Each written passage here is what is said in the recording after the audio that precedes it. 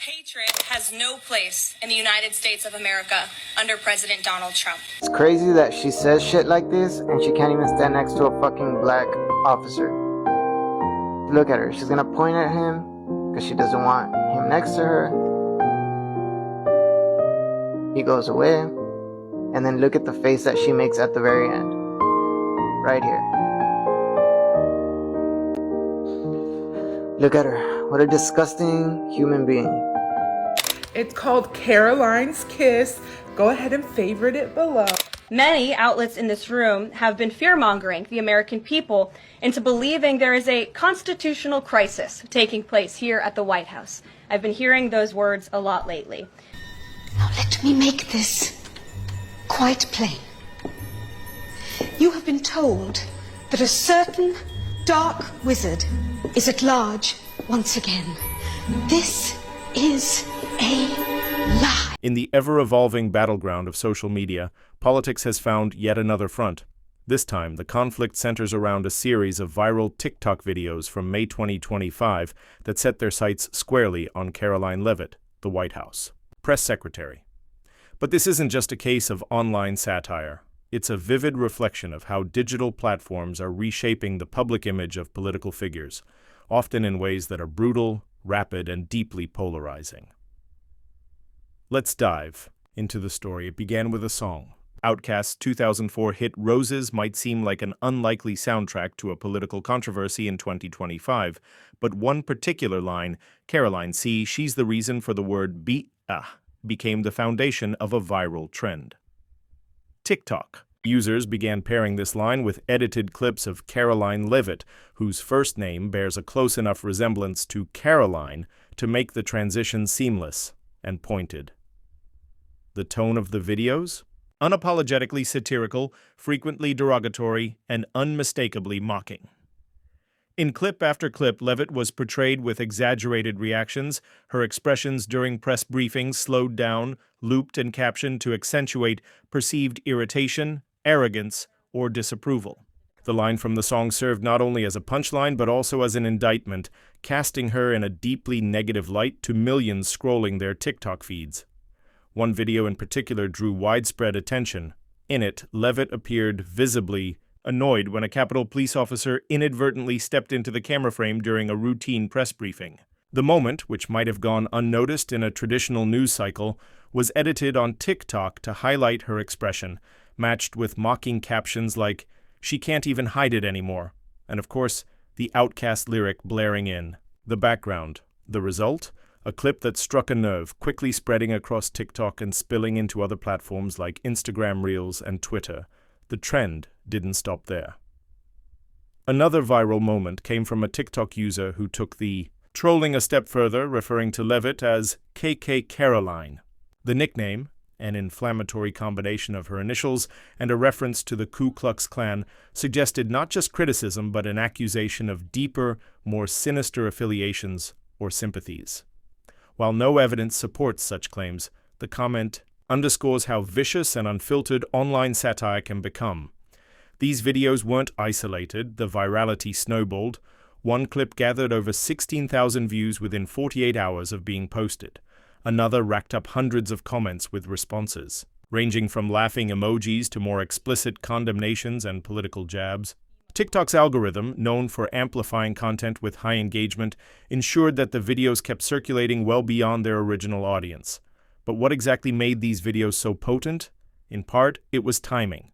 Leavitt has been a polarizing figure since her appointment. Her combative tone during press briefings and firm stance on contentious issues have made her a regular target for political adversaries. But TikTok added a new dimension to that opposition, not through detailed policy critiques or journalistic investigations, but through rapid-fire, meme-driven ridicule. Satire isn't new in politics. Figures on both sides of the aisle have faced the sting of impersonations, late-night comedy bits, and online memes. What sets this trend apart, however, is its speed, reach, and tone. The TikTok generation doesn't just mock, it repackages, remixes, and often reduces complex political personas into digestible, repeatable moments of scorn. Leavitt's supporters quickly took notice and took issue. While the mocking content continued to rise in visibility, a parallel reaction began forming online. Defenders of Leavitt pointed out that the videos crossed a line, arguing that the mocking was less about politics and more about demeaning a young woman in a high-profile role. They argued that the line from Outcast, when directed at a real person in a political context, became less satire and more personal attack. Several conservative commentators took to X, formerly Twitter, to condemn the trend. One wrote, "If this were done to any woman on the left, the outrage would be deafening. But since it's Karoline, it's all fair game." Others questioned why TikTok, a platform already under fire for data concerns and its ties to China, was still being used freely in the US given its capacity to amplify targeted political harassment. This sentiment tied directly into another political thread, the debate over TikTok itself. Just months prior, the Biden administration had faced scrutiny for delaying a potential ban on the Chinese-owned platform, despite national security concerns raised by lawmakers. Critics of the administration pointed to the Leavitt videos as a prime example of the platform's dangerous influence, not just in terms of cybersecurity, but in shaping political narratives and manipulating public opinion. Supporters of the White House, on the other hand, downplayed the incident. They argued that while the videos were tasteless, they fell under the umbrella of free speech. Some suggested that public figures, especially those in the spotlight like Leavitt, must be prepared to face harsh satire as part of the job. "If you can't take the heat," one progressive TikToker commented, "maybe politics isn't for you." Yet the divide over the videos also reflects a deeper cultural fault line. In a media ecosystem where attention is currency, political discourse often takes a backseat to virality. The line between criticism and cruelty becomes increasingly blurred. For Karoline Leavitt, this TikTok firestorm became a test of her resilience and a symbol of how brutal the internet can be to public figures, especially young women in positions of power. But perhaps more troubling is the asymmetry in accountability. While TikTok continues to host a wide range of content, including political satire, there's little in the way of moderation when the target is a conservative figure like Leavitt.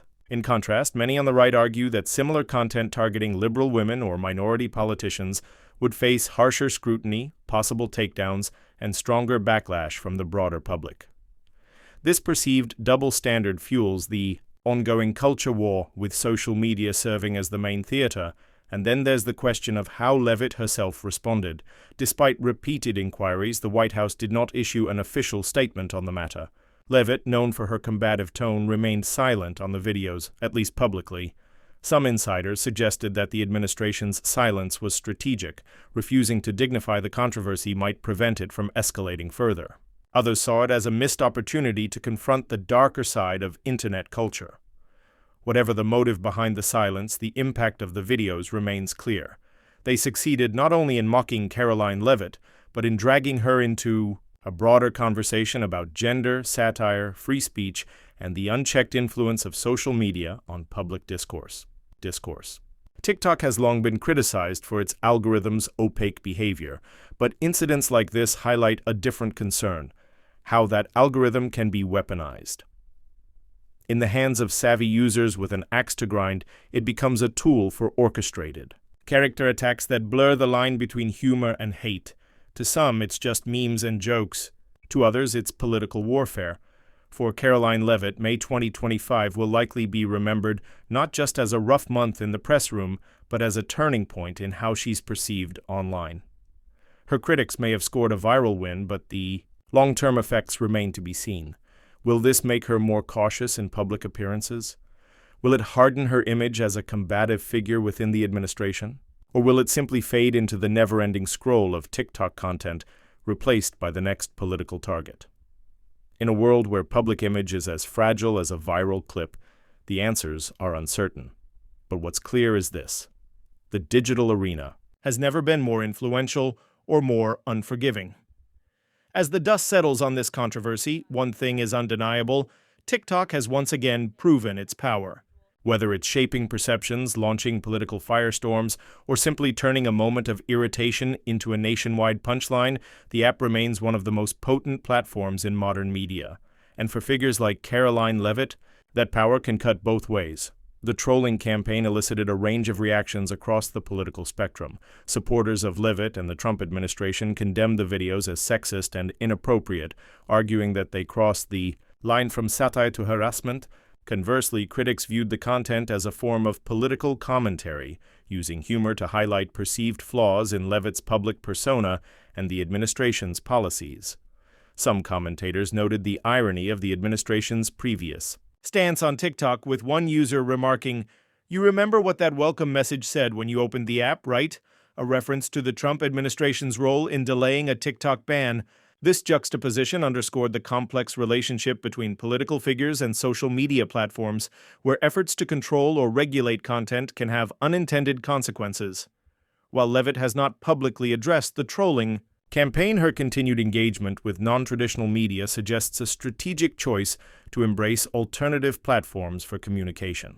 In a recent TikTok video, she participated in a segment titled Trump Trolling or Truthing, where she humorously addressed questions about the administration's policies, indicating a willingness to engage with satire on her terms. The TikTok trolling campaign against Karoline Leavitt highlights the evolving nature of political discourse in the digital age. Experts in political communication note that social media platforms have become arenas for both political engagement and character assassination, where the lines between satire, criticism, and harassment are increasingly blurred. Dr. Jane Smith, a professor of political science at Georgetown University, observes, the use of popular culture references, such as the Outcast song, in political commentary reflects a trend where humor and music are leveraged to convey political messages. While this can be an effective tool for engagement, it also raises concerns about the potential for misrepresentation and the impact on public perception. The campaign against Leavitt also underscores the challenges faced by public figures, particularly women, in navigating the hostile environment of online platforms. The use of gendered insults and imagery in the TikTok videos points to a broader issue of misogyny in political discourse, where female leaders are often subjected to scrutiny and criticism that goes beyond their professional roles.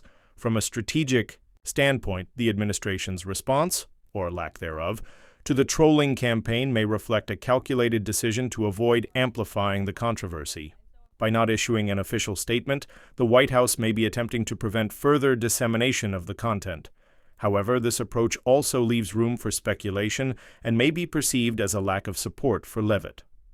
Looking ahead, the incident raises questions about the role of social media in shaping political narratives and the need for public figures to develop strategies for managing their online presence. As platforms like TikTok continue to influence public opinion, political leaders may need to engage more proactively with digital communities to counteract negative portrayals and maintain control over their public image. The TikTok trolling campaign targeting Karoline Leavitt exemplifies the complexities of political communication in the digital era. As social media platforms become increasingly influential in shaping public discourse, political figures must navigate the challenges of online satire and criticism while maintaining their professional responsibilities. In an age where social media can both elevate and undermine public figures, it's crucial for political leaders, communicators, and citizens alike to engage critically with online content. Understanding the dynamics of digital platforms and the impact of viral trends is essential for fostering a more informed and respectful political discourse. As we continue to navigate the intersection of politics and social media, let us strive for a balance that upholds the integrity of public service while embracing the transformative potential of digital engagement.